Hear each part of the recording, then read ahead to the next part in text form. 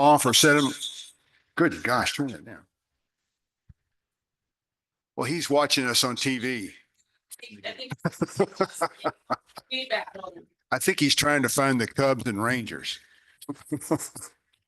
So turn your phones off, set them to vibrate, and once you've done that, please stand and join me in the Pledge of Allegiance. I pledge allegiance to the flag of the United States of America and to the republic for which it stands, one nation, under God, indivisible, with liberty and justice for all. Okay. So I guess Councilor Mira is still in South America. Is Councilor Woolman going to show up online? I do not see him yet. Okay. Councilor Murray, Present. Councilor Burkett, Here. Councilor Alsobrook, Here. Councilor Knight. Here. So we have 4. That's a quorum. I need a motion to approve the agenda, please. So moved. Second. All those in favor signify by saying aye. Aye. Any opposed? First thing out of the chute, we're going to have Representative Kathleen Cates give us a legislative update. Please be kind. Don't throw anything at her. I can take it. Thank you, Mr. Mayor, and thank you, councilors. I wanted to do a quick, brief legislative update. I will let you know that on Saturday, April 19th, from 11 to 1, Senator Nava and myself will be in this room to have a more in-depth legislative update. So if there's specific bills or you want to go deeper into a bill, that's really a great place. I mean, you can call me anytime, but that's a great place to show up. And we'll have it on Zoom as well as in person. Melanie's coming in on Saturday, so thank you so much, Melanie. You're welcome. Hi, I'm Representative Kathleen Cates, and I'll just do a quick review that the Senator Nava and myself were able to address what was on the request list for capital outlay and funding for the fast track fire apparatus purchase, the fire suppression construction, the police equipment and vehicle purchase, the rescue ambulance, the fire station construction. Were all funded here in Corrales, as well as with the governor's money as well. I also had capital outlay for a SCAFCA project that affects Corrales as the water comes down from the mesa, as well as the Sandoval County's new dispatch center, which Corrales will be using. So I just want to let you guys know that. Also, the Senator Nava and I funded Loretta, which is on Alameda. A lot of it's like that terrible, dangerous kind of curve right at the end of the bridge where people can go down. I know that in Corrales, a lot of individuals bring their horses there. It's kind of a dangerous way to get in and out of that area by the river. I know it's not a part of Corrales, but it's right next to Corrales. And so we're funding a project through MRGCD that will create a proper ramp for that light on Loretta to be able to make a northern turn into that area as well. So those are our Corrales projects. I want to let you know. As all legislative sessions, it was the best of times, it was the worst of times. I was able to get 10 bills onto the governor's desk. She has signed all but 2 of them so far, but she has 3 more days, so I'm still crossing my fingers.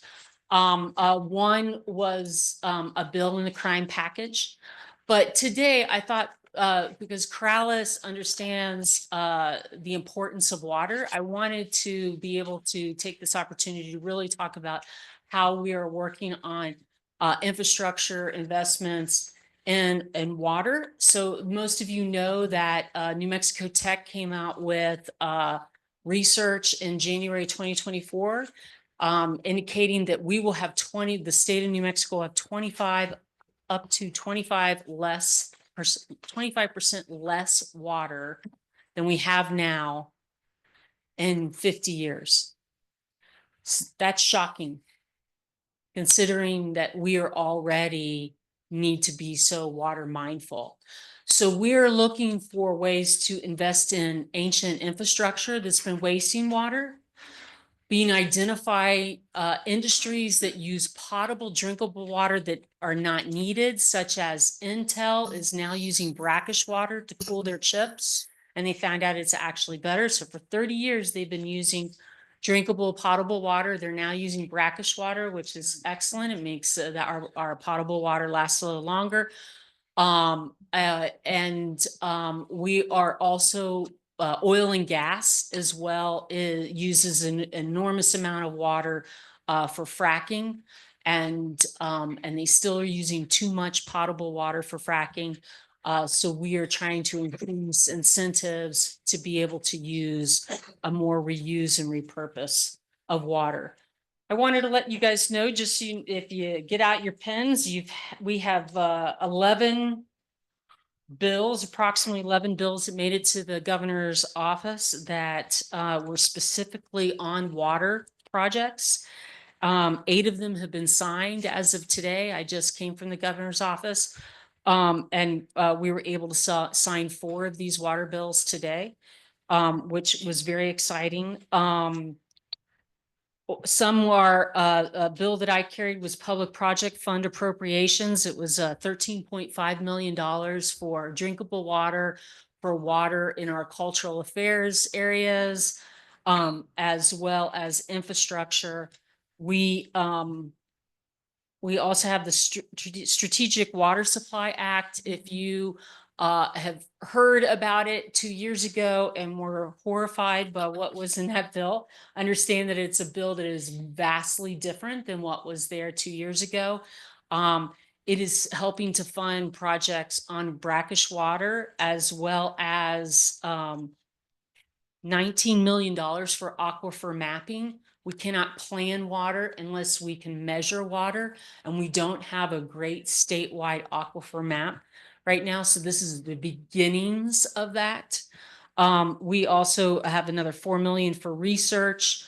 There's a big brackish water that's happening in Sandoval County in Cuba, and it's one of the first projects that will be funded through this. We're doing NMFA Water Project Fund, which is like another $380 million. We signed the PFAS bill today. So understand that we ingest about a credit card's worth of plastic every year now. PFASs are little bits of plastic that are so micro they cannot really be cleaned out. Many of you might have been aware of the contamination that happened in Clovis that required a huge amount of cattle to be slaughtered because there was no being able to clean that beef. The PFAS is in everything. It's in your dental floss. It's in your great coating behind your cardboard that holds your greasy hamburger. It will come in your water if you have a plastic bottle that heats up or a Tupperware that heats up. And so we are trying to make sure that New Mexico is protecting its land. We have the drinking water system grants and loan. The conversion of certain wells, appointment of the watershed board. I'm trying to get to your bill, Ron. The one I know that means so much to you. Stormwater service for municipalities. So this is something I'd like the council and the mayor to know as well. This gives the authority that villages, municipalities can now charge a fee for stormwater management. So this is something that we have not been able to do in the state of New Mexico. Many states do. We know that stormwater comes with dangers and it comes with opportunities. We can slow it down. More of it could be absorbed into our aquifer or into our river. If we may need to redirect it so it doesn't flood our developed areas. And so being able to address that as a municipality may require a revenue stream, and this authorizes you to be able to have a stormwater service fee. Can we keep the water? Can you keep Did it? you get the state engineer to change his rules about 96 hours? Well, I believe that That's your our next job. state engineer's pronouns are she, but Oh, excuse me. and so And no, that is a lawsuit between our neighbor to the Okay, east. all right. So Pollutant Discharge Elimination Systems Act, SB 21, which is what our village administrator Ron Curry was talking about the last meeting. Was it that one? Elimination? Yes. So just a little history. I'm sorry, because we have constituents maybe who don't understand so much. During the Richardson administration, we gave up the right to regulate our surface water for contaminants. We gave it to a federal, as in the EPA, a federal oversight. I'm trying to dumb this down for a Bachelor of Fine Arts and not a scientist, so help me, Ron. And so and we gave it to the EPA, which we in New Mexico do not have an office here. So that means who's been regulating our water for years has been in Dallas. So in 2023, the Supreme Court had the Sackett decision, which said that the federal government is no longer regulating the elimination of pollutants in our surface water on waterways that go dry and wet. Well, that's almost all of our waterways here in New Mexico. So the Rio Grande has remained under protection, but all the tributaries that go into the river have been without protection since 2023. And have been at the mercy of this regulatory group in Dallas. So this bill, this is why your administrator is very excited about this. So this is a bill that brings the regulation back to New Mexico and makes sure that we are protecting our own water and that we have that authority. I wanted to make sure that you knew and understood that. Strategic Water Reserve Fund. So we've learned to monetize water, clean, reuse, repurpose water. It's in the hundreds of millions of dollars we are investing this year, and it is only a small scratch in the surface that we need to do. For all the successes and the bills that I got through, I have just as many that did not get through that I'm working on and will be bringing back. And I want to stand for questions if you have anything in particular that you Councilor want to Murray? address. Thank you, Representative Cates. So I know Councilor Waldman or Miera had also been working on House Bill 28. I think it's to get the county assessors, tax assessors on the same page in terms of the language. I know it's been killed in committee, but can we bring it back up next year? Yes, we can bring it. Well, so next year is a governor's session. So unless I can put an appropriations on it or get it on her call list, I can't bring it up for 2 years, but I might be able to bring it on her call list. Well, it's my understanding from Councilor Miera that it was kicked over to Finance Authority where it should have been in the first place instead of where it wound up. But he was hopeful that maybe we could get it in maybe next year in the short session. No, I think that would be great. We do need to work with the NMFA on it. We worked with the tax assessors to work on it for this year, but it did get killed, and we did amend it several times, but it still didn't make it all the way through. We can easily bring it back. Yes. Okay. Also, when you mentioned the New Mexico Tech report, saying we had 25% possible less water in 50 years. Were they taking into account then all the unknown waters that were in the state? I mean, the brackish, the ones that we haven't mapped out yet. I mean, were they looking at all of this water, or are they just looking at what is available this year? I mean, currently. So thank you, Counselor. Well, I mean, we can't look into the unknown because they're unknown. But I will say that, yes, it was done at a scientific level with Interstream Commission, New Mexico Tech, all the big water experts of our area are the ones who came together scientifically and created this report. So there are theories, but once again, we don't know what we don't know. And that's one of the reasons why we need to do a state mapping of all our aquifers so that we know. So Rio Rancho may say they have a map of their aquifer as if their aquifer is not connected to all the other aquifers. So we need to know if one is draining, is it affecting another one?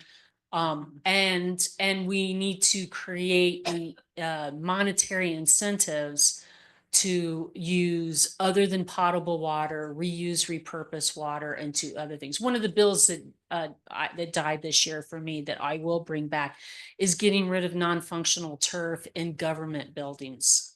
I don't need the little patch of grass outside the roundhouse. I would rather use that water for something else. And so. All right, thank you, Mayor. Counselor Woolman. Thanks for coming. Just a quick question. I've been tracking this PFAS things from Cannon Air Force Base for years. Can you tell me what the bill actually does?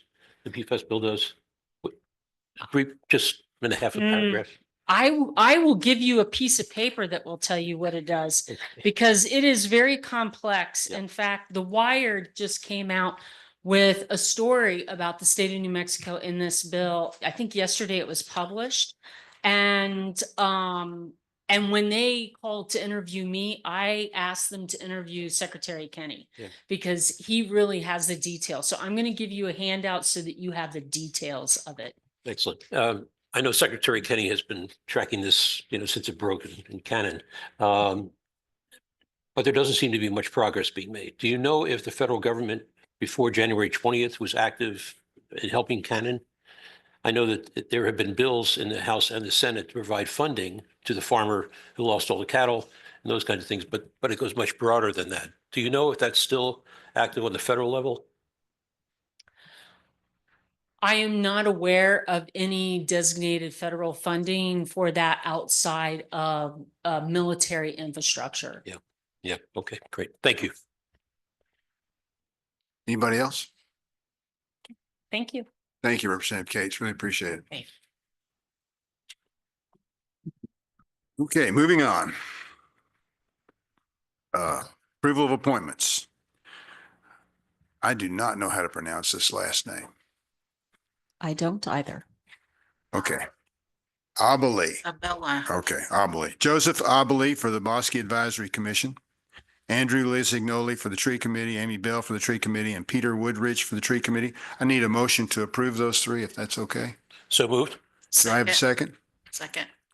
Any comments? Yes, sir. Just a quick question. Is it possible to find out who's falling off of these committees for these people to populate? Aren't They are these all reappointments? reappointments. They're all reappointments. Okay, Yeah. perfect. Thank you. Yes, sir. Are they present in council chambers?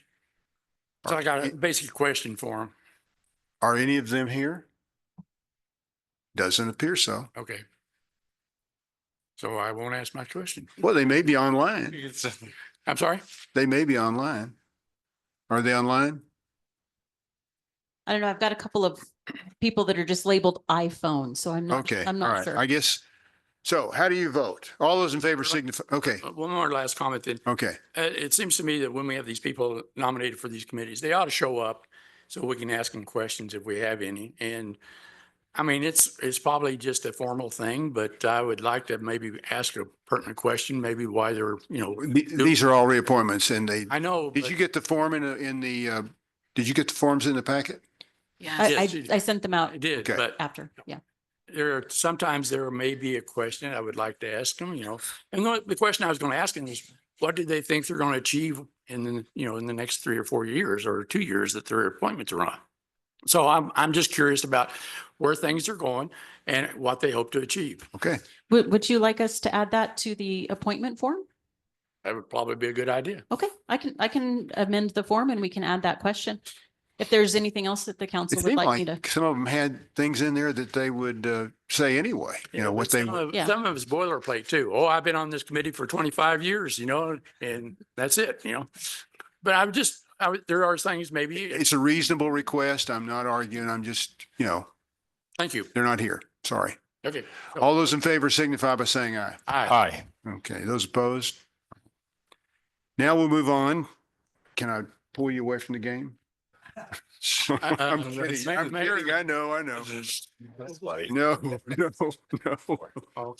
Our administrator would like to give a report. Thank you, Mayor, Council.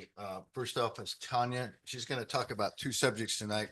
She's going to talk and give a health update and some not good news on measles, but she's also going to talk a little bit about Salt Lake Park and some of the funding that we're looking at for up there. Thank you, Mayor, Council, and Administrator Curry. Let's start with the not so fun stuff. There have now been 3 deaths in the United States, all children from measles, 2 of which were in Texas, and 1 is the death we had previously in New Mexico. New Mexico now has 3 counties with measles cases, a measles case, at least 1. That would be Lee, Eddy, and then we added Chavez County. So that brings our total to 56 total cases. The week March 30th through April 5th was the largest jump with 7 cases since February 23rd to March 1st, which had 8 cases.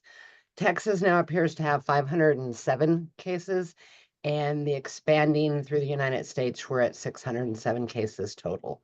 So most of those are unvaccinated or had 1 vaccine. 2% of them have had 2 vaccines. The vaccine is 97% effective. But that also depends on where your immunological state is when you get the vaccine. Flu, good to report that New Mexico has dropped out of those really high levels. We're now in moderate, but flu is still active out there. They're expecting another week to 2 weeks of flu activity in the United States, and in New Mexico, probably about the same. For COVID, Sandoval County's total discharge from hospitals with a respiratory diagnosis was 3%. For the last 14 days, with COVID only being 0.35%, flu being 2.31%, and RSV being 0.33%. New Mexico cases for the last 7 days was 10 cases per 100,000. Hospitalization has dropped. It was running about 4 per 100,000. We've dropped to 1, and positivity is 2.5% for tests. In the United States, positivity is going up. Not much. It went up to 3.7% from 3.6%. The ER visits rates has dropped 0.1% to 0.6%. But as cases go up, we know that ERs and hospitalizations come later. Hospitalization has been flat at 2 per 100,000 in the United States. And the death rate for COVID has stayed the same since the last report at 0.08% of all-cause mortality has been related to COVID. Now we'll move on to, and it is time, if you got a booster last fall for 24-25, you're probably 6 months out. You can get a booster if you're 65 or older or have any immune compromising conditions. Now let's move on to the fun part. We were awarded the Salsi Park Land and Water Conservation Grant. It is going to take about 4 months for us, according to the state, to put everything into the federal system that they need. The total grant was for $203,753.50. Our match is $104,222. Most of that is in kind. I did also apply through the state match grant fund for cash match, and through the Land and Water Conservation, I applied for cash match from them. So my hope is it'll be very minimal to no match for the village for the Salsi Park grant. And I'll be happy to answer questions on either subject. Any questions? Councilor Murray. Thank you. So Tanya, on the Salsi Park, is there any estimate of how much it's going to cost to bring that back to, bring it back into service? So the grant we wrote was for $203,000. It had to require some construction. That is what this grant is for. But the bulk of them, and that is just going to be improvements to where the parking area should be, and a ADA walking path around the whole park, which we will be able to do with our personnel. The bulk of the grant, $125,000, was to hire the companies to do the architecture design and the cost estimate, and do the public outreach meetings to make sure we're getting what the public wants up in that park. They do want to see water conservation, not grass fields, those kind of things. And we wrote some things in there like no big lights to make sure we follow our dark skies. And I know that a lot of people had wanted a exercise area for adults and a playground for children. So we gave them that comprehensive, but the bulk of it, the 125, is to hire someone to come up with all that. Okay, and so that would include the well rehabilitation and maybe the fire chief's desire to have a tank up there as well? Well, it would give a cost estimate. It won't pay for any of that, but yes, it would work on those cost estimates and the design piece of it. Okay, thank you. Yeah, that'll be another grant, another time. Yes, sir. And this grant that we ran under, one of the big questions, and it gives you extra points, is have you gotten this grant before? Because they want to see you do some construction, the designing, and then apply for the final, so they actually get a final project out of it. Anyone else? Yes, sir. So the financial timeline is about 4 months. What would we estimate the design timeline to be, before we have some sense of what we're looking at here? So the putting it into the federal system is about 4 months. Then we'll get a purchase order, or however the feds want to grant us the ability to go out and start getting contractors. We've got to follow the federal regulations on contracting. So it could be, they're still working out at my other grants what the federal regulations are going to be, like the SS4 grant. So it could still be 6 months 8 months before we go to bid for even that contractor. But hopefully we could start some of the other stuff as soon as they gave us. The in-kind stuff. Well, yeah, and the walking path and stuff. I Yes. just have to wait and see what the federal government says. Yes, Councilor Woolman. Yes, thank you, Mayor. Tanya, we have had a committee who's been looking at Saucy Park Citizens Committee, a couple of whom are architects on that committee. Might there be an opportunity for input from those people from that committee and architects along the way? So we will have input from the whole public, will be part of what is required. How much they can have, like every citizen's going to be able to have a voice. We will do very much like we've done with the interior drain, hopefully put up a survey, have public meetings, do all of that. But remember, it's a federal contract, so a lot of it will be dictated by federal law. Sure. Thank you. Councilor Burkett. Just a follow-up question to Councilor Waldman's. Will the Parks and Rec Committee kind of be quarterbacking this thing, or who is going to be the organizer of all these different data points? Good question. Right now it's my grant, but I don't know if it's going to stay my grant or move to someone else. Thanks. Thank you, Tanya. You're welcome. And Mayor, if I may add, Yes. thank you, Tanya, for all your work on this. It's really, really appreciated. You're welcome, but I am big on the community input, so that will be written into the federal document no matter what.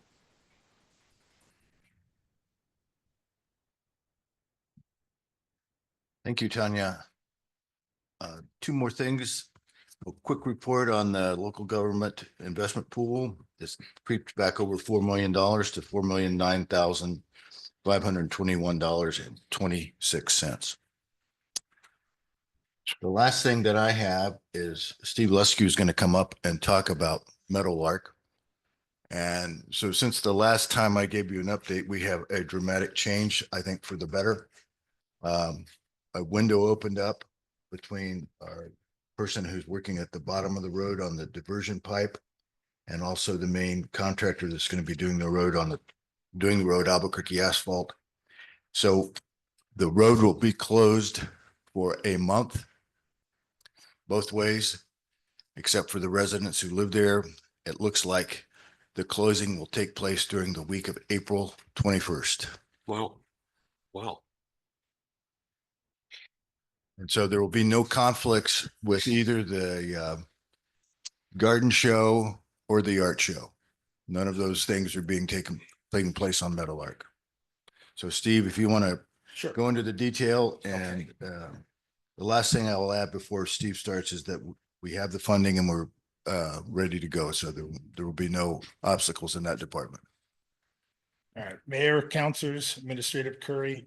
Yeah, Albuquerque Asphalt had an opening in their schedule, so they're gonna start surveying the week of the 14th.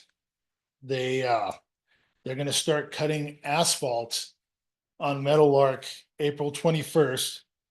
They'll shut down Meadowlark to through traffic then. Upper Meadowlark project will take approximately 4 to 5 weeks to complete. Lower Meadowlark will start 3 weeks upon them finishing Upper Metal Arc, because they're gonna have some of the same crews instead of having to move and come back, they're just gonna go down. So that's gonna be the week of the 8th. Lower Metal Arc will take approximately 3 to 4 weeks and will need to be closed to through traffic as well. There will be 1 to 2 weeks where both Upper Metal Arc and Lower Metal Arc will be closed to through traffic. And that is just subject to unexpected delays as far as weather or anything unforeseen. As far as that goes, Sanchez, who's gonna start the diversion, is gonna start in May, but some of that's gonna depend on where Albuquerque Asphalt is on their schedule. So Sanchez is a little bit easier to pin down, so they'll still start sometime in May, but it just a little bit depending on if Albuquerque Asphalt stays on schedule or not. Then, I don't know, Trucello, if you guys know about Trucello. But Trucello, we're gonna put in a new culvert. So we gotta realign the road on Trucello, and we had started that, and then the water came a little bit early, so we ended up having to pull off. MRGC is gonna let us know, but they said they think mid-season or in May, they're gonna run out of water, and depending on how much water they have will depend on when we start Trucello. And the last update I got is for the seal coat on Loma Larga, which is supposed to start April 28th, and that will take approximately 3 days. And we had to wait on that because we had to wait for the weather to warm up for the seal coat to bond to the asphalt.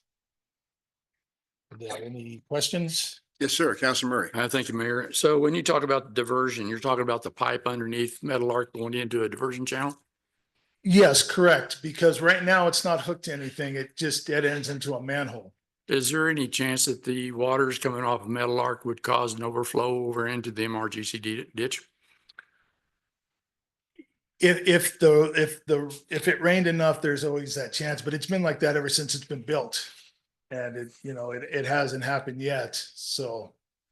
Does the MRGCD have any concerns about possibly what's going on? No, they don't seem to, Okay, no. all right. Thank you, Mayor. Yes, sir. Councilor Alsobrook. Thank you, Mayor. I have 2 questions. First off, thank you, Steve. If you need to bounce either of the questions, feel free. The first one is planned communications for the residents, both on Upper and Lower Metal. As soon as I find out the firm dates and get a firm traffic control plan, I will let Melanie know and she can post it. They're gonna post signboards. Albuquerque Asphalt's gonna post signboards on every entry. So people will know how to go and how long it'll last. Counselor, one of the things, starting tomorrow, we'll be making an announcement on the website and any other means that we have available to us to communicate. So, the initial starting date will be up so people can start to plan accordingly.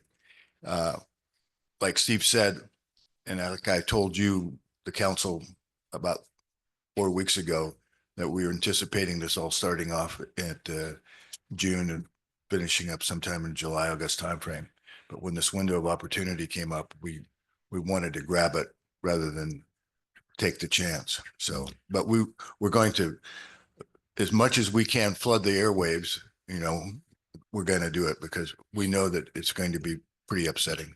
I have not a complete, but I have a phone list for Upper Metal Arc and Metal Arc, Loma Larga, the ditch. So I can contribute that way as well and start letting people know. Second question is we always talk about traffic, and of course the MRCOG traffic surveys are just counters on all 4 sides of an intersection, and we've forever debated how many of those counts are from us and from other people.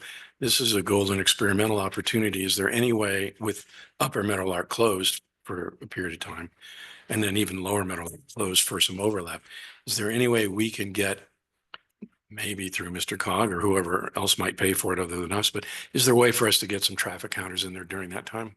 I could check into it. I really don't know right now, but I could do some research and see what I could do. Counselor Knight. Thanks. Thank you. Thank you, Mayor. Is there any information about Coronado or Reclining Acres? I haven't heard anything yet, but I don't think those results come out for at least another month before I hear anything. As far as the design or what? Oh, no, I'm sorry. Coronado is designed, but Coronado is the one that I use for the local government road fund. So I don't know if that will be approved until DOT decides, and I think that's not for another month, give or take. I thought the Academy Road was gonna be, That was for MAP, because that's the Okay. one that had to connect to a state road. That's why we chose Academy. okay. Counselor Waldman. Steve, could you define seal coat? Is it the entire width of the road? or is Correct. it- It's for, and this is a very basic term, but it's just an oil that seals all the small cracks. So that way, when it rains and freezes, it doesn't start popping the road. That's So it's but not it's- an extra layer Cor- of asphalt. correct. It's- Sunland tarred, they tarred the major cracks already, but it Right. started to get too cold before they could seal coat it. Okay, So that's why we had to wait. because I knew that was on the schedule and then it kind of went away. Okay, Exactly, because the weather changed. good, thank you. Counselor Murray. Yeah, thank you, Mayor. Yeah, just a couple more questions. So to follow up on Council Alsobrooks' communication. So are we placing signs at the beginning of Loma Larga and Corrales Road on the north and south sides that will allow people to know that Meadowlark's going to be closed as well? Without seeing the traffic plan, I don't know which way it's gonna divert it, but wherever the traffic plan diverts people, that's where those signs will be. And I'm assuming they will be on all those sections, but I'm just worried. We need to probably start informing people as they come into the village that, hey, Meadowlark is not going to be available. And I'm just hoping that maybe we'll have enough signage to, make that happen. There- And with the seal, oh, I'm sorry, go ahead. No, go ahead. I was going to answer your question about coming into the village. There's going to be signage at 528. Okay. So they'll know when they pull into the village that the road is under construction. Yeah, but the south end of Loma Larga and Corrales Road, there probably ought to be indications there too that, Yeah, we don't know where all they're going to put signage, but we do know that they're going to hit all of them because, as you're aware, we only have one east-west road through the village, and that's basically Meadowlark. yes. So also with the seal coat, are they going to restripe the road then afterwards? correct. Okay, thank you. Yes, sir. Just two questions. One, when we say the roads are closed for 3 weeks, is that all hours or during construction hours only? It's gonna be all hours through traffic. I mean, Okay. the residents will always be able to get through and get into their driveways. Any approach that they have, they'll pour half, let that half cure, and then they'll pour the other half once that's settled. So they'll always have a way to get in and out of their houses. Okay, and how does this affect school bus routes? And my other concern is my hunch is most of the ambulances that leave this village are headed towards Rust, which that's probably the direction they're heading. Do we need to reach out to ambulance services and APS to make sure that they're aware so they can start planning alternative arrangements? That's a good point. Yeah, we might have to. I'll be honest, I hadn't thought about the ambulance.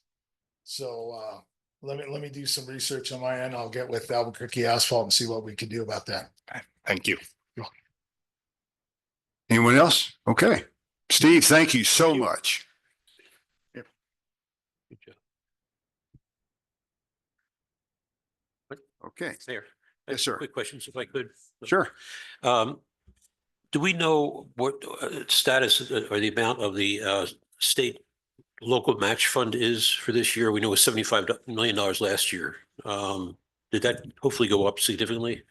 I do not know other than the figure that I gave you previously. Okay.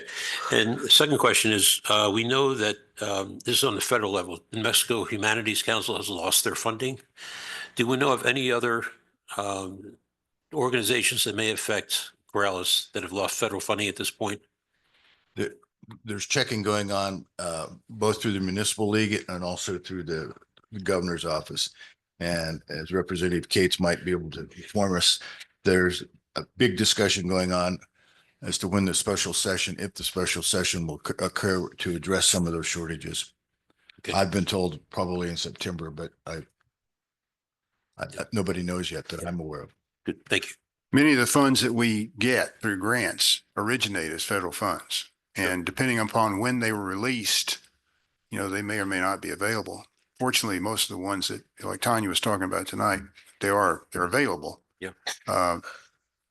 We're still waiting for a date on some of them for when we can use them, but A good example of what the mayor's talking about is, if you'll recall, we qualified for a $20 million loan a couple of years ago and start to work on some of the, oh, yeah. on the sewer systems and the PER on that. And that money came through the Environment Department. And so a lot of the money but that's old money. But a lot of the recent money in EPA is trying to be clawed back by the Trump administration. Thank you. Thank you.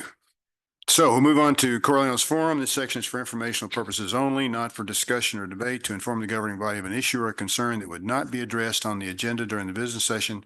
There will be a 3-minute time. Oh, excuse me. We're going to do 2 minutes because we're allowing 30 minutes for this. And so we'll be 2 minutes for each speaker. Reset my timer here. Is it going to ding it? Oh, there you go. Yeah. Oh, geez. Okay. First up is Jen Noel. Jen, if you'll come to the podium, state your name and address for the record. You'll have 2 minutes. There it is. Much better. That doesn't, Mr. Dean. yeah, that doesn't count against you. Good evening, Mayor, Councilman. My name is Jen Noel. I'm the president of the Corrales Society of Artists. However, tonight I am not here to talk on behalf of the Corrales Society of Artists. I'm here to talk as a parent raising a family in Corrales. I was very saddened to hear that you guys had voted against the Art and Cultural District at last council meeting. The Art and Cultural District is about funding. It comes down to one word. We've checked all the boxes. We just needed one more box to check. Then we would have funding. We just sat here and listened to why funding is so important. Let me tell you another reason. Last year, I was a judge for the 4-H Arts and Crafts Division at the State Fair. I walked into the room. There was tables, as long as you can see. There was about 3,000 entries of projects from kids all over the state. About an hour into judging, I realized that there was something missing. There was not one entry from Sandoval County. Let me repeat that. Out of 3,000 entries, not one from our community. That's very alarming, and it makes me very upset because we're known as the art and cultural and agricultural place in New Mexico. So I wanted to fix that, but it comes down to funding. I have the artists, I have the volunteers. I am busy, but I still think it's very important, and so I'm volunteering my time. I got with 4-H. What it came down to was funding. How do you pay for art? How do you pay for that? The Art and Cultural District would have given us this funding. Thank you so much. Thank you, Jen. Thank you. Okay. Up next, Beth Waldron Uhas. Beth, if you'll come to the podium, state your name and address for the record. You will have 2 minutes. Okay. Can you guys hear me? All right.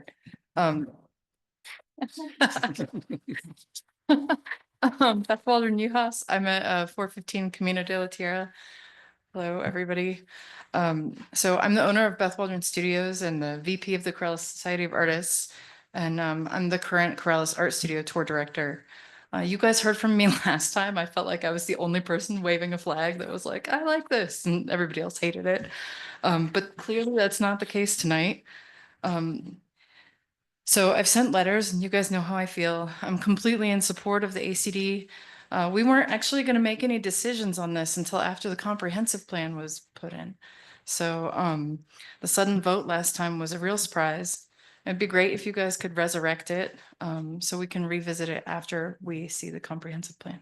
There is clearly a lot of support for the ACD. Okay, thanks. Okay, up next is Joseph Riggs. Well, let me see if I can get your reset here. Okay. State your name and address for the record. You'll have 2 minutes. Thank you. Joseph Riggs. I live on Allery Lane, which is Yeah. the remnants of the old Allery Apple Farm. I'm an artist. I'm not affiliated with the Main Street Group. I'm not affiliated with the Arts and Cultural District. I'm just an artist. And I live in Corrales. Both my wife, Betsy Kuhn, who has very deep roots in Corrales. We have a studio and we paint. I have known relatively little about the Arts and Cultural District Plan, the Main Street Plan, the Comprehensive Plan. But when I saw a couple of weeks ago that this council had rejected the Arts and Culture District Plan, I was furious. I was outraged. I also realized that I knew very little about it. So I dove into it. I read it. I've looked at the YouTube of this meeting a couple of weeks ago and recognized some of the complaints and some of the problems. But after reading all of that, there's a tremendous irony that came forth from seeing the council's meeting and reading the plan. On the one hand, tens of millions of dollars have been brought in by the brew pubs, by Fancies, by Mulas, by the Sandia Bar, by Ex Novo. The footprint requested by artists, especially around there, the Sage Valerie Pottery, the Moon and Dove Gallery, is minuscule compared to the impact of these other businesses. You know, I heard people on the YouTube rail against cultural tourism. Well, what about brew pub tourism? I mean, there are people flowing into Corrales to drink and to eat. And, you know, so you reject the art, you reject the artists. It was also ironic to see that the night this was rejected was the night the young woman from Inhabit Gallery came and introduced herself and talked about her new gallery. And then within an hour, she gets slapped in the face. I ask that you reconsider this decision. Thank you. Okay, up next, Rex Funk. Rex, if you'll come to the podium, state your name and address for the record. You'll have 2 minutes. Rex Funk, 121 Cary Road, Rallis. I'm here in support of the ACD. This is an effort that's been started in 2013, as most of you know. I joined this effort a couple of years ago when I was asked to help put on Viva Corrales, the signature event. That event had 24 organizations supporting it with the intent of meeting the requirements for the ACD at the state level. And so there's a great deal of support in this community for the ACD. I was very dismayed and I have to say angry too at the fact that this was brought forward at the last meeting. When the last meeting I attended, your decision was to table it until you could find out whether it was compatible with a comprehensive plan. And to my knowledge, that has never been done. You just brought it up and voted it down. So I feel kind of disenfranchised by this.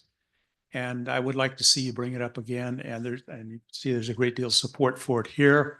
You have a petition in front of you. We need to have this brought up again. Thank you. Thank you.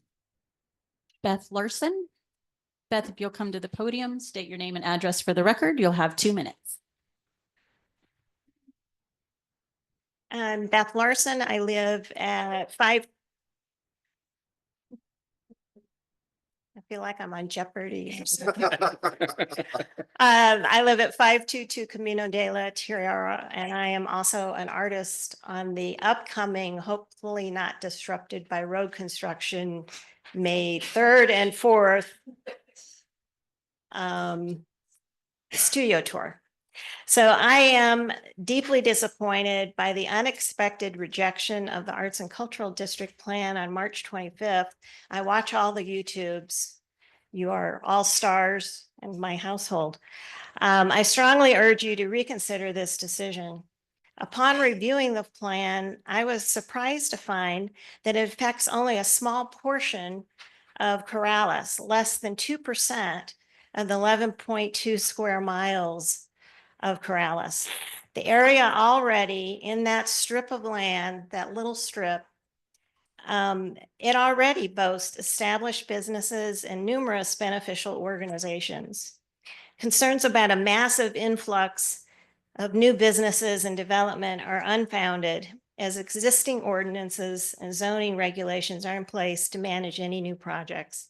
Residents, of course, also have ample opportunities to provide input. The ACD plan is designed to support existing organizations, enhancing the quality of life for many residents by coordinating efforts and securing funding for cultural businesses and historic preservation. Why would Corrales pass up the chance to benefit from state funding for these initiatives? The ACD plan is merely the first step and can be integrated into the comprehensive plan. It's not a blueprint for large-scale development, but rather a means to secure state grants for village support. I urge you to support this and move forward with the plan. Thank you very much. Thank you. Next is Sheila Fox. Sheila, if you'll come to the podium, state your name and address for the record. You'll have 2 minutes.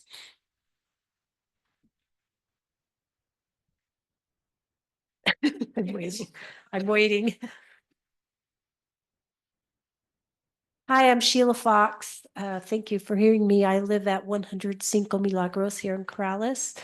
I'm a relatively new resident of Corrales, 2 years now. And I moved here because I wanted less density, less traffic, more quiet in my aging years. And my main concern is that. And I don't know, I've heard things about a Main Street before in other areas of the country that have not been positive. And so I like Corrales the way that it is, minus the already overflow of traffic. So that's my main concern with this. I am a musician and artist myself, but I don't feel like we need more. But that's just my viewpoint. And thank you for hearing me. Thank you. Next is Teresa Lopez. Teresa, if you'll come to the podium, state your name and address for the record. You will have 2 minutes.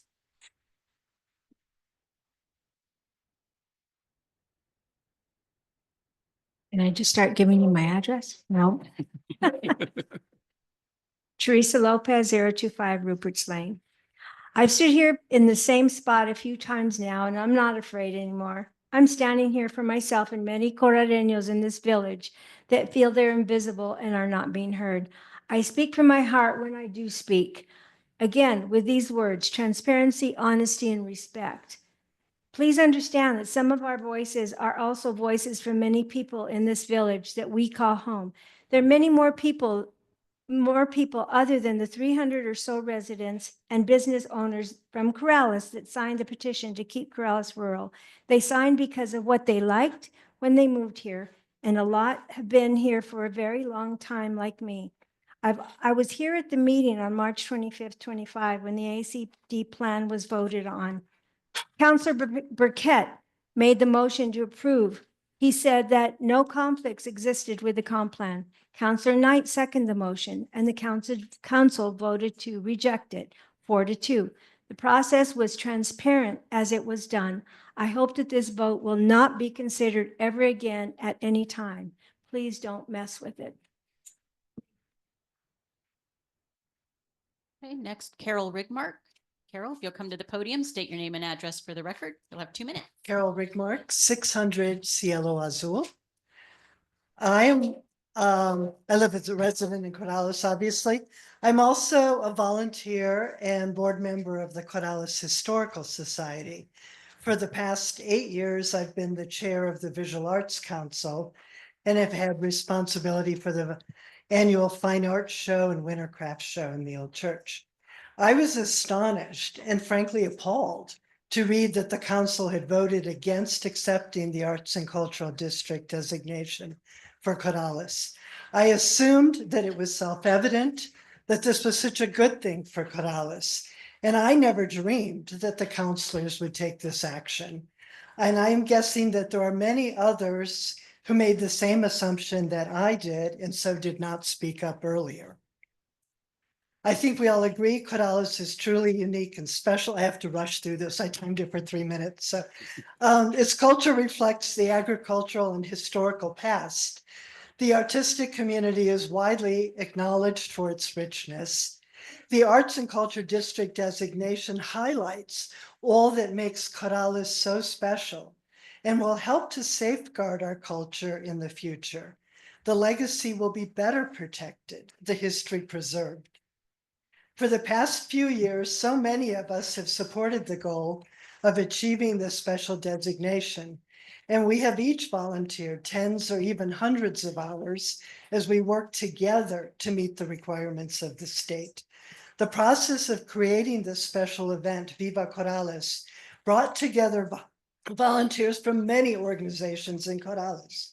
I remember the first meeting I attended where it was suggested that we might want to build on the existing Heritage Day at the old church and Casa San Isidro. That day was used to highlight the history of our village and took place, geez, I'm not even halfway through it. Please reconsider. Thank you. Next is Mary Ann Snow. Mary Ann, if you'll come to the podium, state your name and address for the record. You'll have 2 minutes. 2 minutes will be a trick. My name is Mary Ann Snow. I've lived at 324 Camino de la Tierra for 22 years now and love Corrales. I also love our village. I feel like our village really needs this. I've been thinking a lot about how much our village is a microcosm of democracy, and we need to represent everybody in this village. When I hear that a small group of very loud voices defeated this bill, it makes me very angry. So many people have worked on this. The village needs it.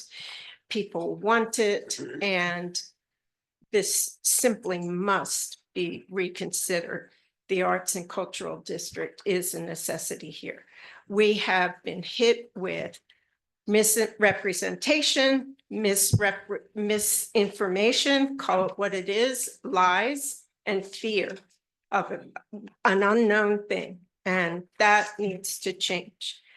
We need to learn more, keep learning more, and it has to be reconsidered. 40 seconds left. Okay, good job. Thank you. Okay. Dana Alfie, did I pronounce your name right? Yes. You'll come to the podium, state your name and address for the record. You will have 2 minutes. Hello, my name is Danya Altai. Wait, do I get the timer? There it comes. Pardon my gardening costume. I rushed here to make sure I got here, and it was very important to me. My daughter's waiting in my car. I had a speech, but I'm not going to use it.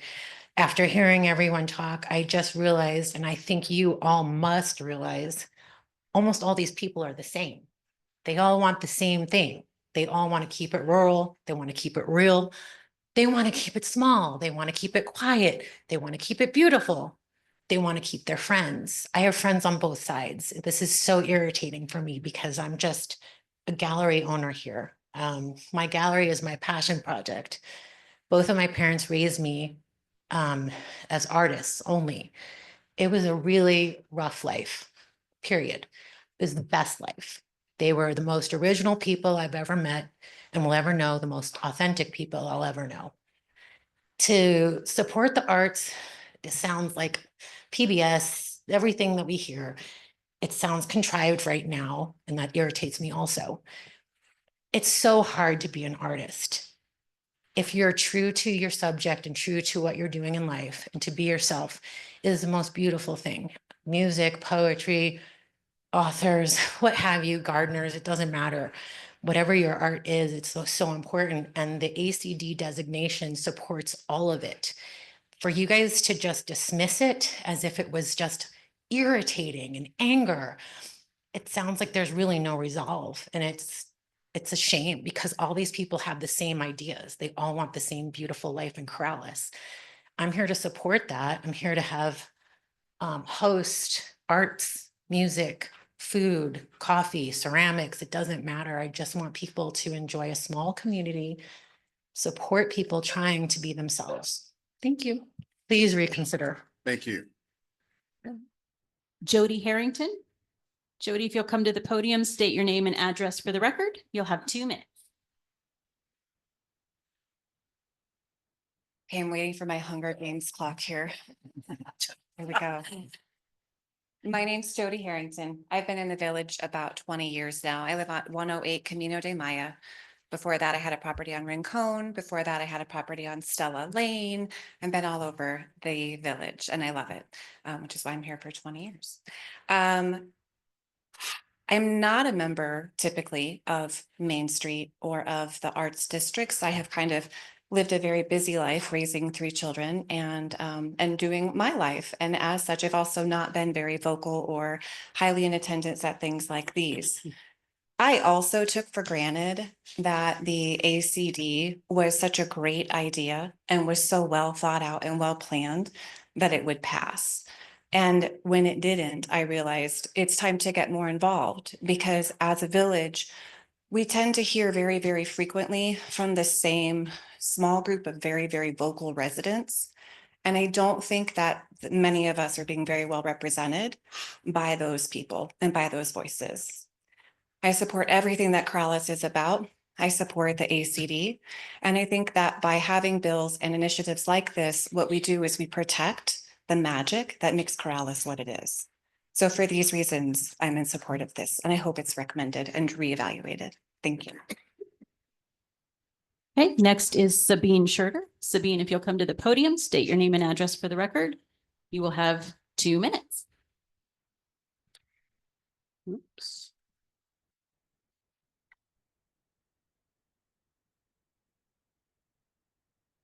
Good evening. My name is Sabine Schurter. Thank you, Mayor, administrators, administrator councilors.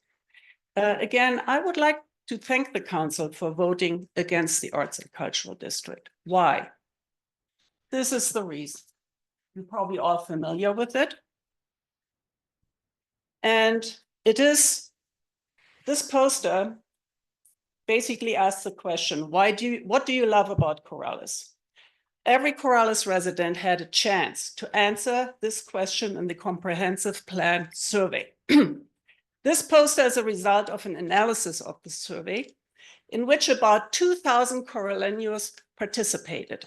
That is not a small group. And the greatest flaw of the ACD plan has been residents were only very marginally involved, and we took offense to this. Agriculture, peacefulness, community, horses, low density, rural, neighborhood, green, things like history, night skies, quietness, tranquility, bosky nature, traditions, slower pace of life. 2,000 Corraleños like a good, peaceful, safe place to call home. And that is true for all neighborhoods, including the mixed use neighborhood commercial district, also the proposed ACD. These residents have not been consulted at all. Only groups have been asked and an occasional resident. That was insufficient. Let's also realize there's nothing about an arts and cultural district here, shopping, entertainment venues, economic developments. People can find these things, plus a bunch of traffic and stress in Albuquerque and Rio Rancho. They don't want it here. Thank you very much for your time. Brad Schurter. Brad, if you'll come to the podium, state your name and address for the record. You'll have 2 minutes.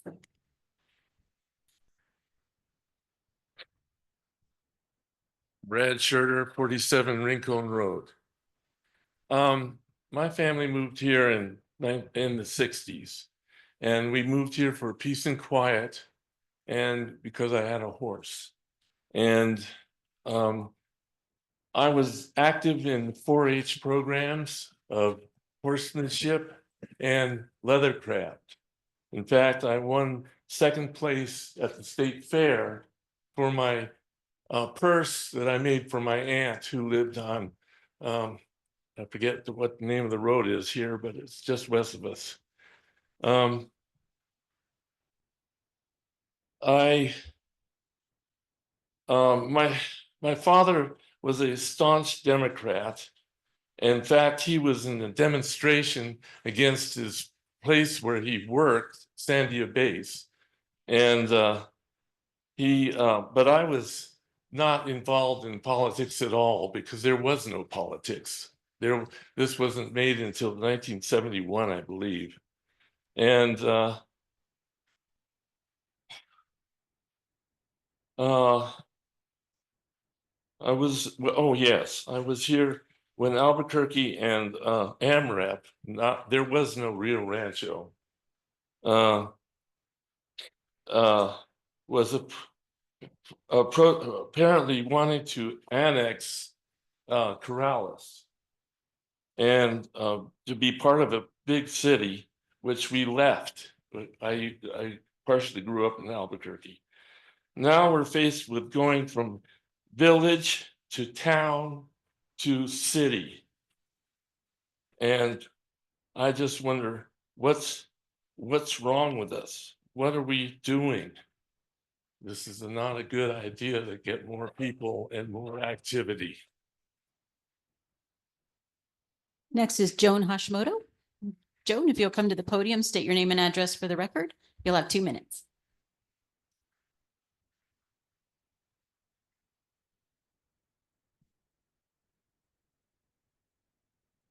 Good evening, Mayor and Council. Joan Hashimoto, 485 East La Entrada.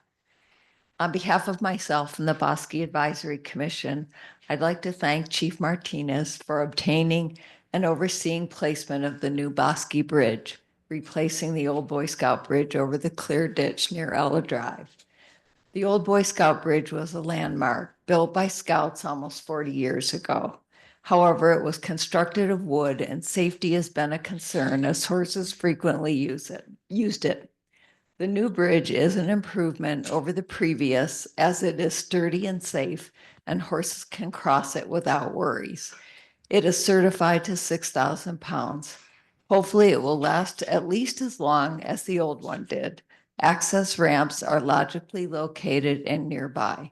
Thanks to the MRGCD for their engineering work and physically laying the groundwork for and placing the bridge. And again, thanks to Chief Martinez for all of his efforts in the name of safe Bosque access. Thank you.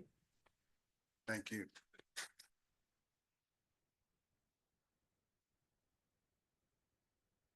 Next on the list, I have Jay and Marissa Schonenbaum. Did you actually want to talk during the, okay. Just want to check. That's okay. Okay, then up next would be Fred Hashimoto. Fred, if you'll come to the podium, state your name and address for the record, you'll have 2 minutes. Yeah, I'm Fred Hashimoto. I live in the same place Joan does. Yes, we have been engaged and participatory, attending many meetings. In doing so, we have become relatively knowledgeable. We know that the agenda item 2 weeks ago to approve the ACD has been on every posted agenda since January 28th. We also know that finalizing the comp plan was not a prerequisite for voting on the ACD. We also know that the ACD was not randomly brought up for a vote. The counselor who moved for its approval was an ACD advocate who said that no significant conflicts existed between the two plans. We are not a small group. We are the tip of an iceberg. Our views reflect the comp plan survey's results. The ACD Economic Development Plan was not an economic development plan. It was hardly a plan. It focused on developing and transforming, revitalizing the neighborhood, commercial, or mixed-use zone and had many issues.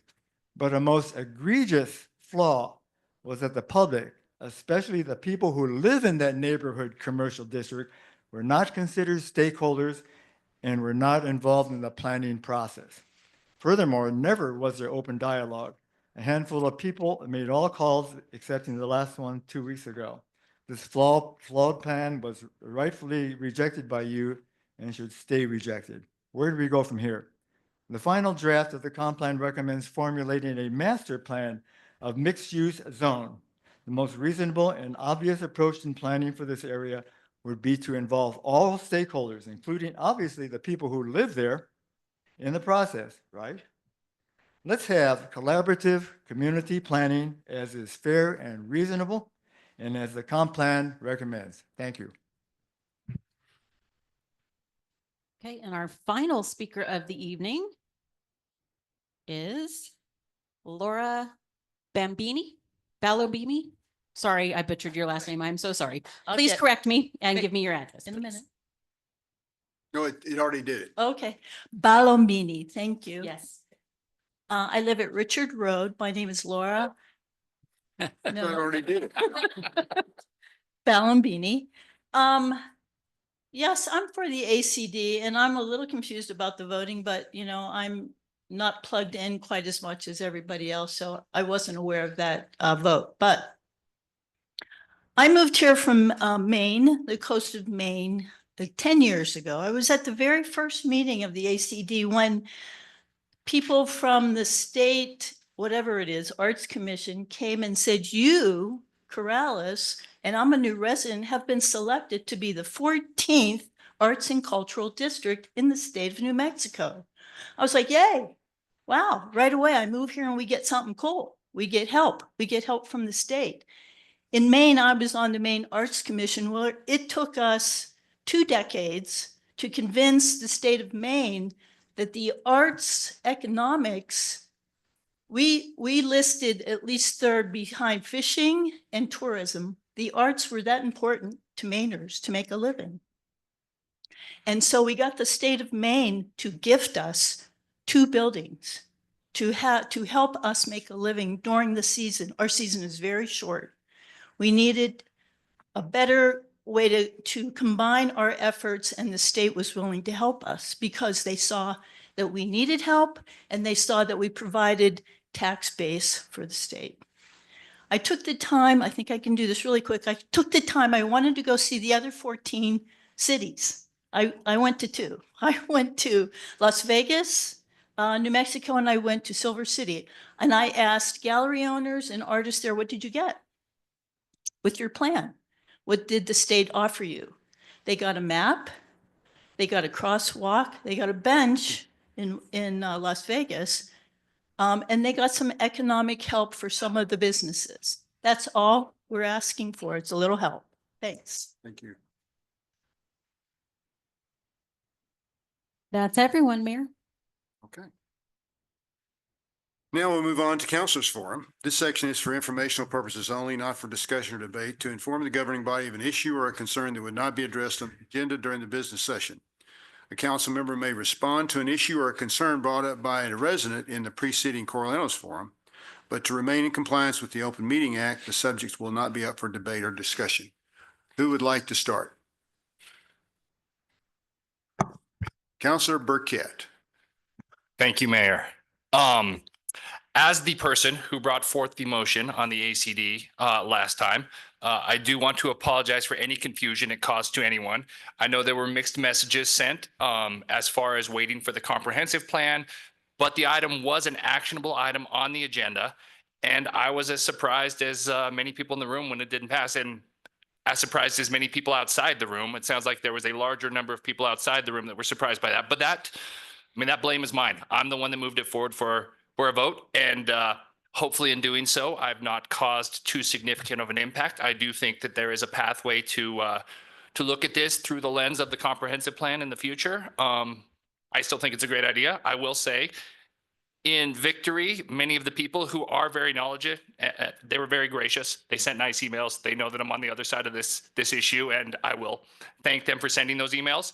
I think the most important thing I've heard tonight is that we all do want the same thing. I mean, there's different flavors of what we want, but we all want the same thing.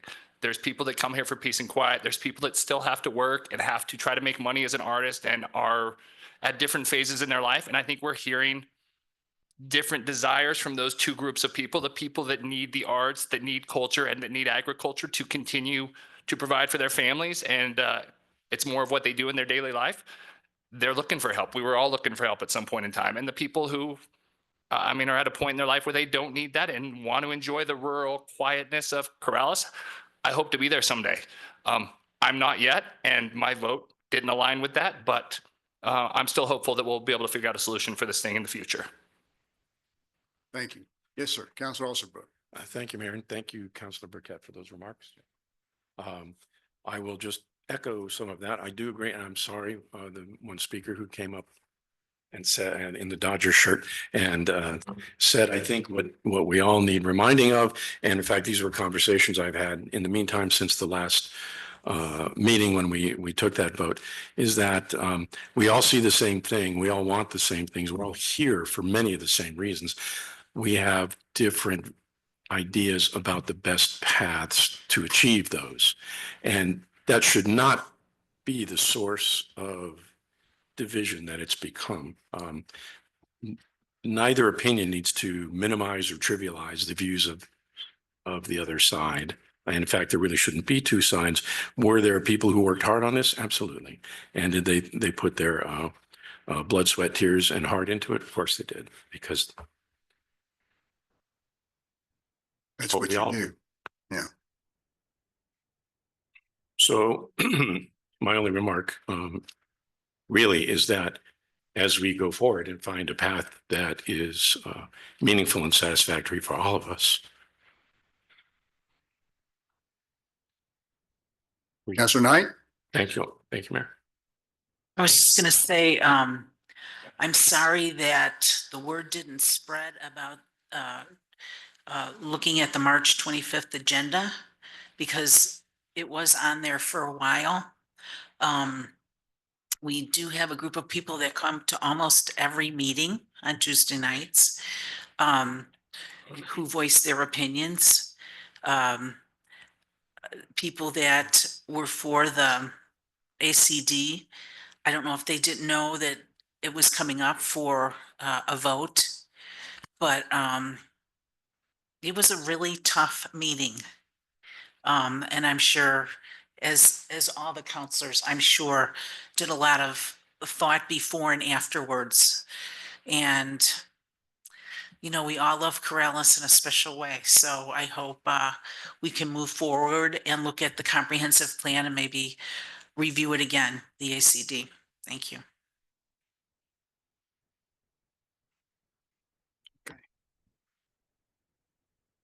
Councilor Murray, you thinking? Why are you looking at me? Well, This is your first meeting without- always have a question. I So, will abstain from speaking. say again? I'm going to abstain from speaking. Okay. Well, on a different note, I would like to make a comment. It's totally unrelated to anything that's gone before. I hope everyone got a chance to watch Senator Cory Booker's filibuster on the Senate floor last week. Regardless of your political beliefs, one has to respect his fervor and support of the American system of government and the freedoms guaranteed to all of us. He stood up for those beliefs in the face of what has been described as an authoritarian takeover of our government in direct opposition of our American principles as guided by the Constitution of the United States. As he said, it is time to approach our differences civilly, with respect, to reach a consensus of what is best for the citizens of our country. We cannot throw away 250 years of history. As we say in the Pledge of Allegiance, indivisible, with liberty and justice for all. It may be time for all of us to follow the late John Lewis lead and get into some good trouble. Here, here, here, here. Thank you.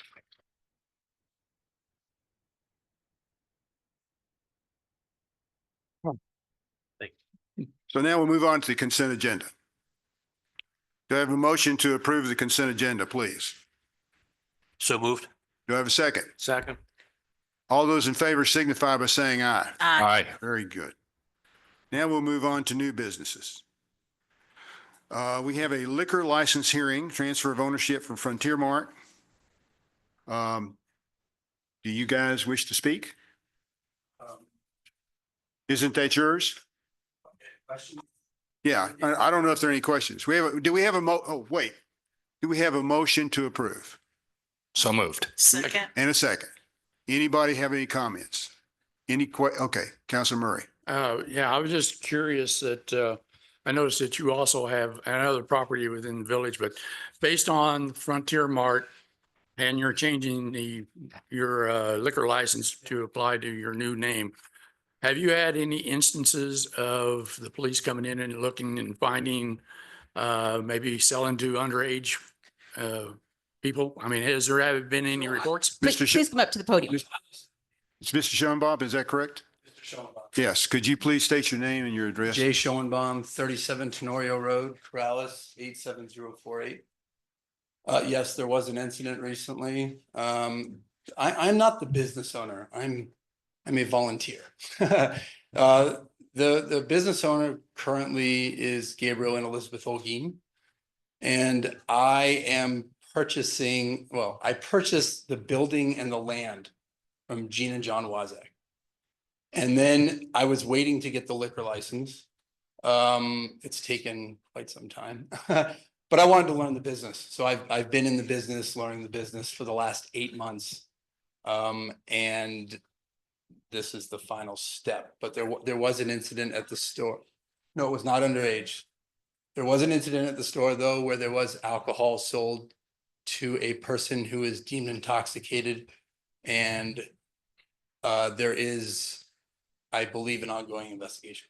Okay, so I mean, it was resolved, I mean, basically by the police. It has not been resolved yet. Tina Benali was the officer who was doing the investigation for the state.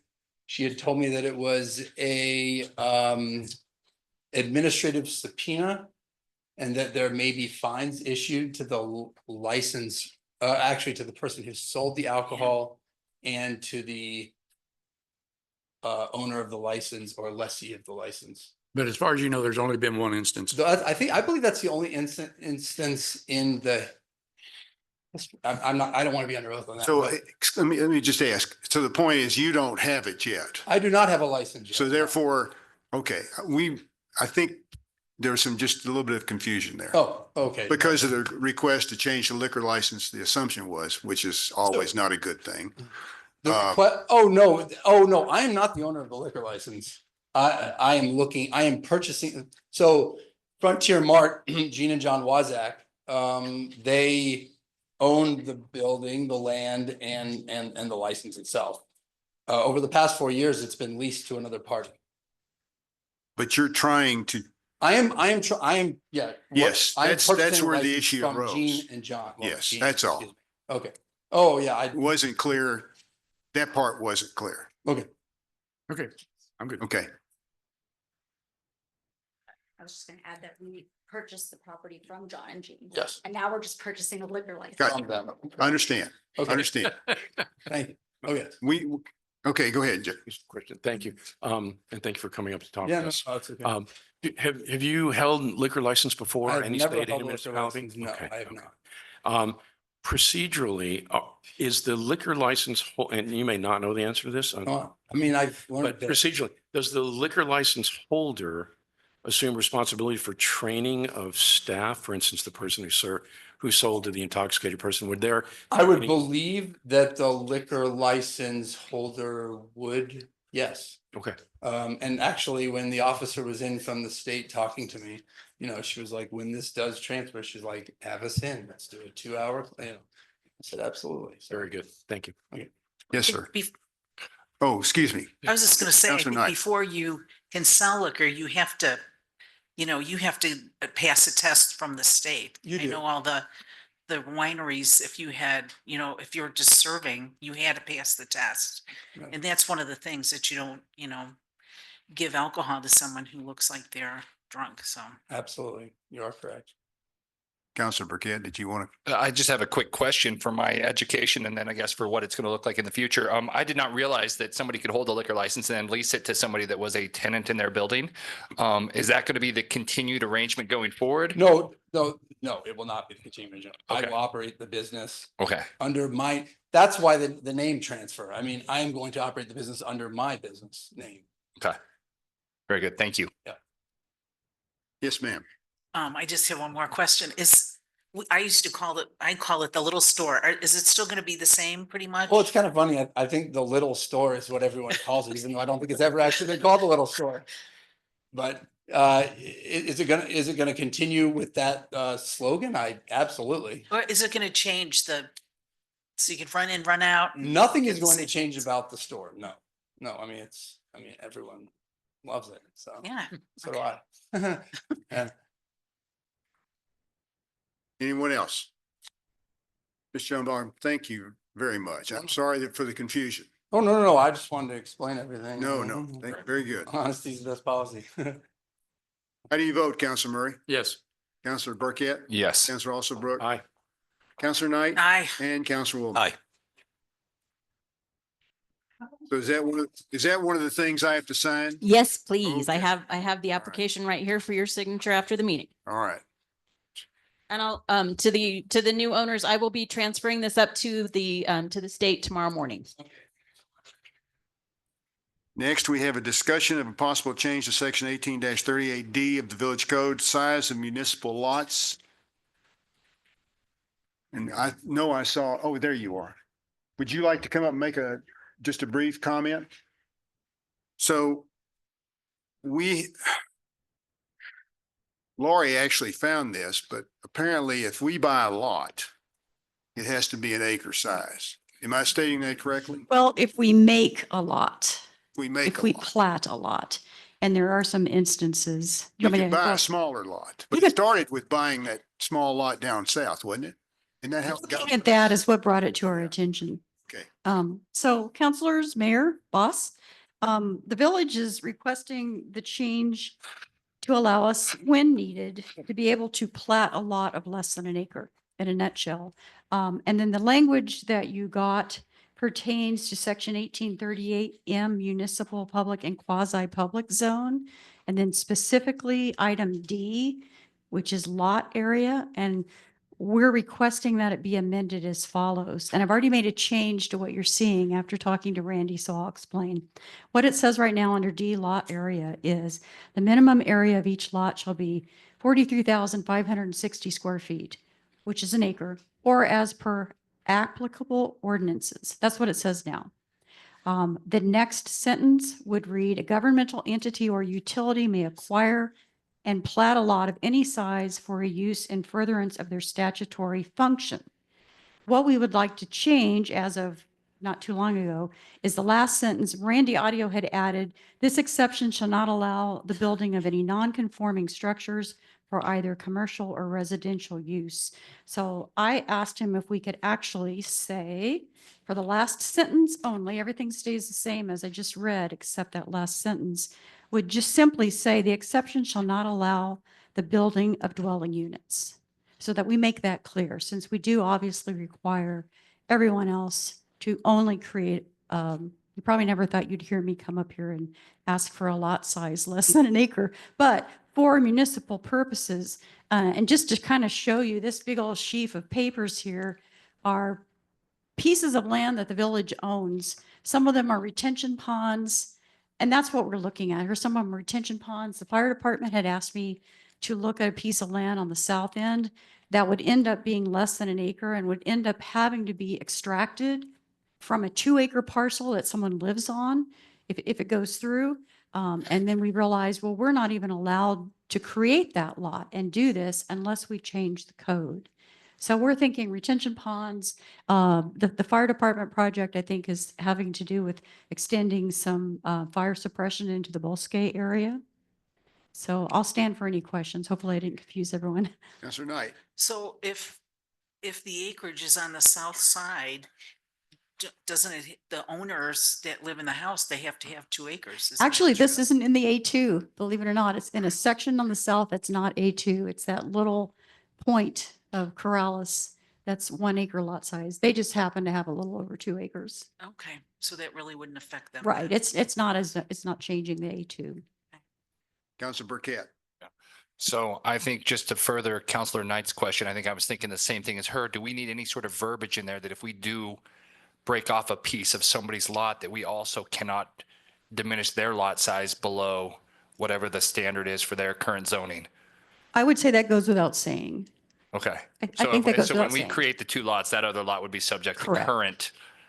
Correct. And so we could only do for public utility purposes, really, lots of smaller structure. And it says no commercial or residential use, but there could still be pump houses or something like that. Some sort of functional structure could be put there, just not a commercial or residential structure. Right. I wanted to take out that last sentence that Randy had added, and he agreed that it could be changed to simply say, just so that we're clear and being transparent, the exception shall not allow the building of dwelling units for the last sentence instead of what it says now. Because I do worry that if we build a cell phone tower, or if we end up having a water system at some point and we have a pump house and there's fees tied to those water systems, that those could be considered commercial enterprises because revenue does flow through the use of those properties. Oh, I see what you're saying. It's lots created by the municipality itself. So, Randy, Ken, do you understand the concern? So I was trying to extract municipal uses only, and then Randy had added utility uses. No, it's a good point, since it's an enterprise fund. I wouldn't call it commercial, though. The devil's, I think we took out the commercial language with Lori's revision though, right?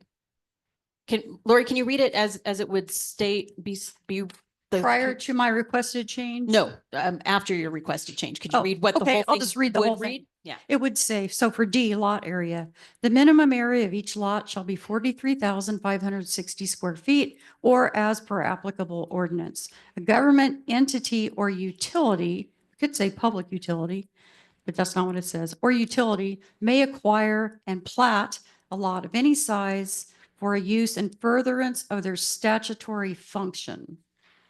Then, last sentence, the exception shall not allow the building of dwelling units. I still worry a little bit about that, because then you could put a gas station or a car wash or something that's not a dwelling unit. We're not going to do that. I This is support for- that. This is for the village. But if we elect 6 people that are very pro car wash in the next administration, I mean, we certainly don't want to have that window open. Change the ordinance. the use Well, it has to doesn't say be. statutory functions. I don't know that a gas That's station not a is going statutory to be a function. statutory function. Counselor Alsobrook. Just on that same point, the way this is a governmental entity, it doesn't say our governmental entity. So City of Albuquerque, City of Rio Rancho could come in, purchase an area of land and apply this phrasing to it. And part of their statutory authority is something that their, 13 people on their council approved to expand economic development of car washes. Can we put our? in- My original language actually said the village of Corrales may acquire and plat a lot of any size. I would prefer having that limit in there. Yeah, well, that's in there, and that's what.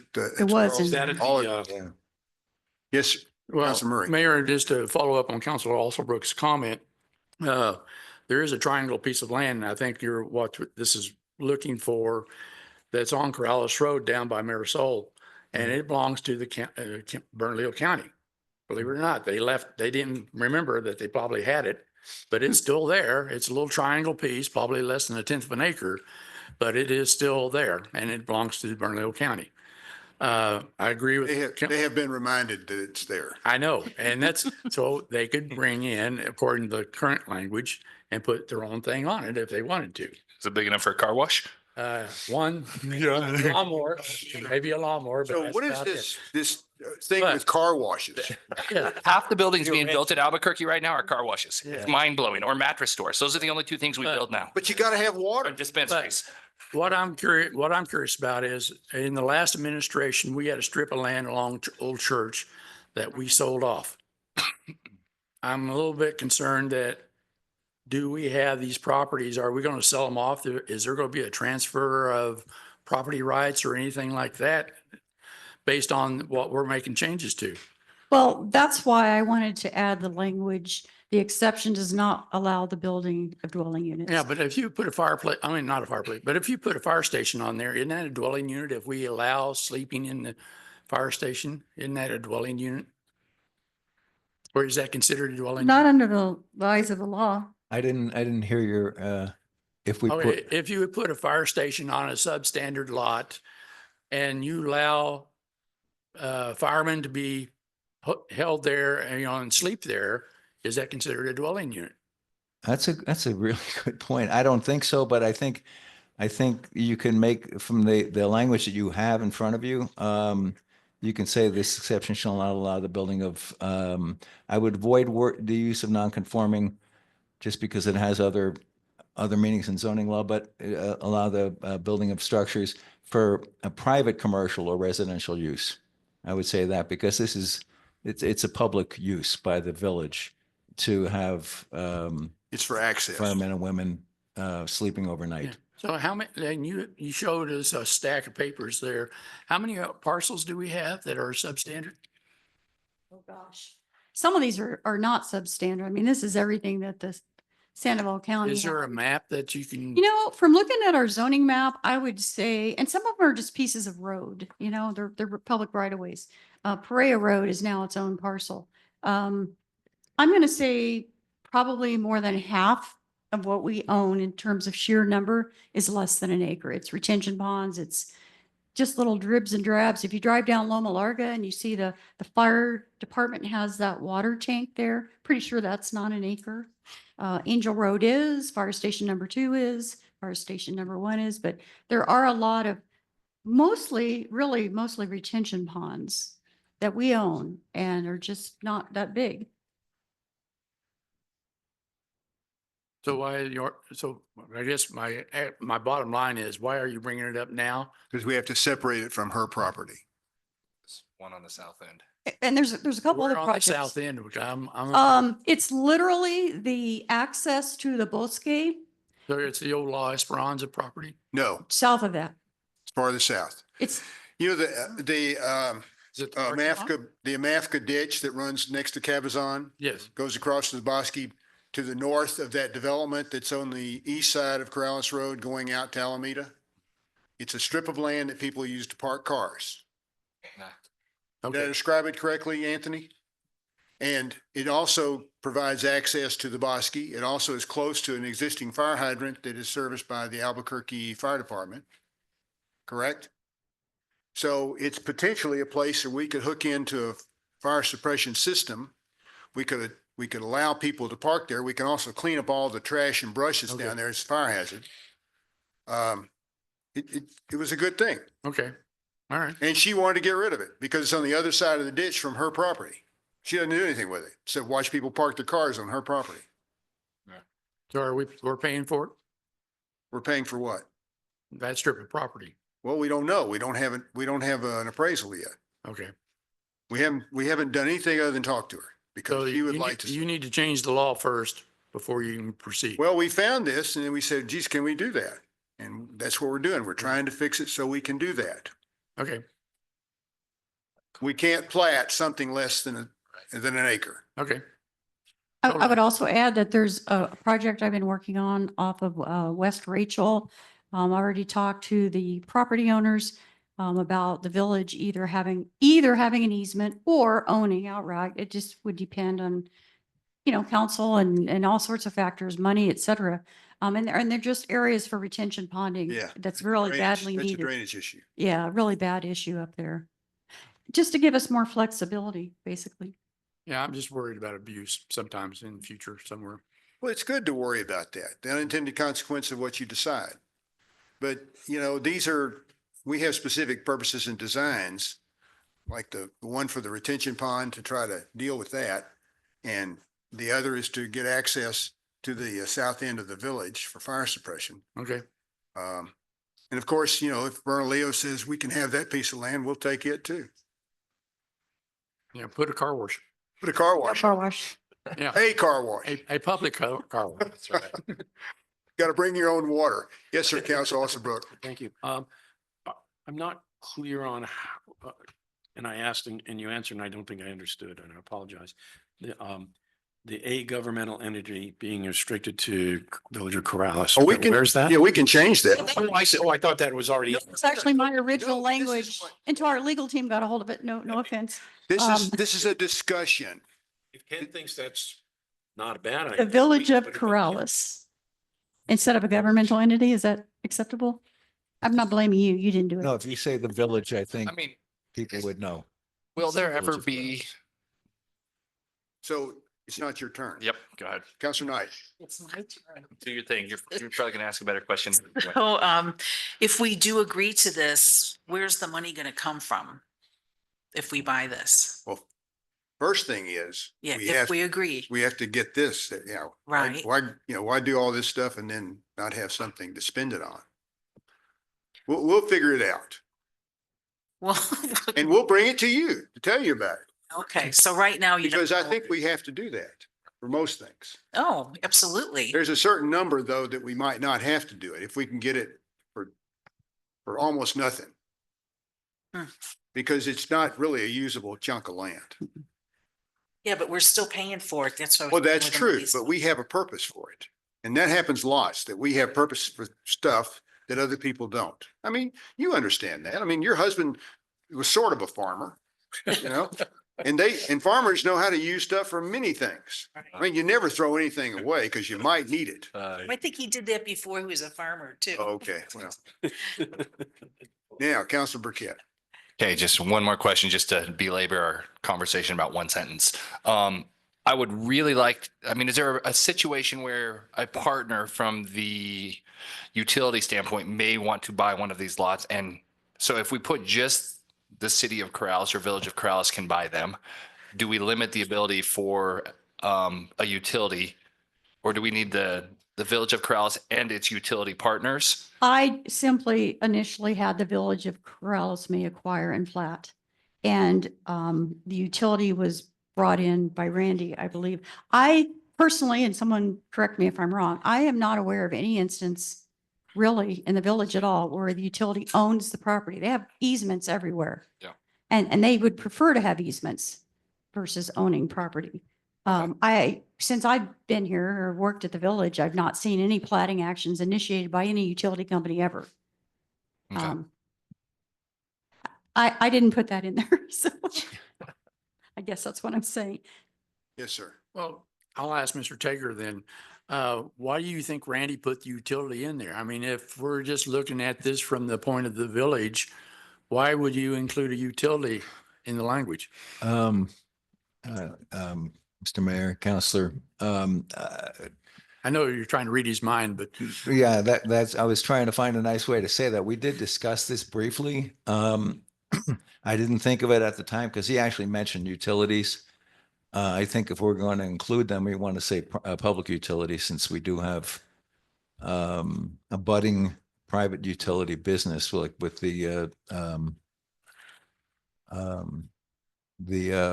fiber optic network that came before the council a few weeks ago. But I'm not sure why he suggested utility. so when we bring this back up, could you ask Randy? Or Oh, definitely. We can do that. I think Chief has some comments. Oh, Chief, sorry, Thank you, guys. they just kept pointing. I wasn't sure what they were pointing. That's right. He's hidden behind the pole, isn't he? So you can't He's see right him. behind the pole. Mayor, council, I apologize. I didn't read the write-up here that but Lori and I have been working on identifying some of these properties, and I'm just assuming utility, because we're looking, I am personally looking at, as I'm building the fire suppression line, we've had situations where we've had to get Village of Corrales agreements with property owners where I was told it's village property, and then I put a hydrant and someone tells me that's private property. So we're trying to work out agreements without taking land away. Some people have offered, hey, we'll just give you this portion of land as long as it doesn't take away from my acre or whatever my house is. So there's a lot of lot of things happening right now as we're starting to build some infrastructure. I know Lori mentioned the ponds and different things, but we're looking at not just that, we're looking at access easements now for emergency preparedness and trying to get people out of the village. There's some opportunity where there's quasi-government entities like MRGCD or maybe SCAFCA, where they have a piece of land that we don't know really who owns, but we'd like to maybe acquire it as Village of Krause, but it'd be under an acre. So there's a lot of things that we're trying to clean this up with Lori's help and obviously, the legal team to just clean up as we're building these systems or ponds or easements or right of ways. Yeah. So I guess I would just suggest that we don't leave SCAFCA and MRGCD possibly out of this as well. Yeah. So, thank you. I don't know if that helps. So anyone else? It's going to come back because we'll try to dress it up a little bit and package it so it makes more sense. Okay, anything else? Any other comments? All right. Well, we have finished the business session, guys. We have. Now we have closed session. announcements. Closed session? Closed session. Oh, I forgot all about the closed session. I got so excited by all this discussion. I just forgot the closed. You were so close to a clean Okay, I need a getaway. motion to go into closed session. So moved. Second. Okay. So for the YouTube. Get in my closed session pose. Pursuant to NMSA 1978, section 10-15-1H8, Village Council is going into executive session. All And the. those in favor signify by saying aye. Aye. Aye, okay. Yeah. What? And the meeting recording will be paused. Second.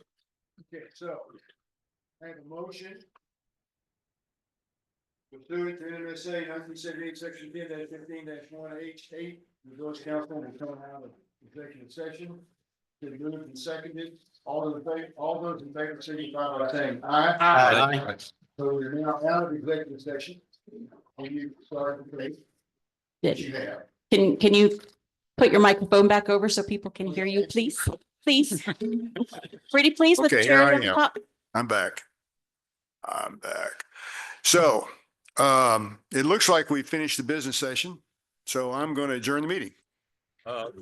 Future items? Oh, gosh. So close. Okay, so we're going to cover announcements of future agenda items. So, Kathleen Cates and Cindy Nava are going to have a town hall on 4/19, 11 a.m. after the Easter egg hunt over at the La Entrada Park. And the comprehensive plan review and discussion will be on 4/22. It will be a consideration only and discussion. There will not be a vote taken. That will be at a later date because we have to allow 15 days. We'll have a budget workshop on 5/8 at 2:00 in the afternoon. There is an appeal scheduled for 5/13, May 13th at 5:30. Just the noise ordinance changes and are kind of being evaluated. Still be going, and we'll discuss those at a date when we have some significant changes. Now, also coming up will be a JPA for the Neuro Emergency Call Center, which you guys remember we were divorced by Rio Rancho. So that is underway. Anthony and I spent a couple hours up there today, and it looks like we decided the second meeting in April, we might have to, or was it May, second meeting in May? That's what it was, because we want to have it by the middle of May. No, first meeting in May. So that may come up at the first meeting in May. Okay. That'll have costs associated with it. Say again. That'll have costs associated. Oh, yeah, it's going to cost. Yeah. Yeah. It'll be a budget item that we'll have to bring up. Yeah. It has been in the past and it is now. Yeah. Okay. Anything else you can think of that you want to put on the future agenda? You've got a chance.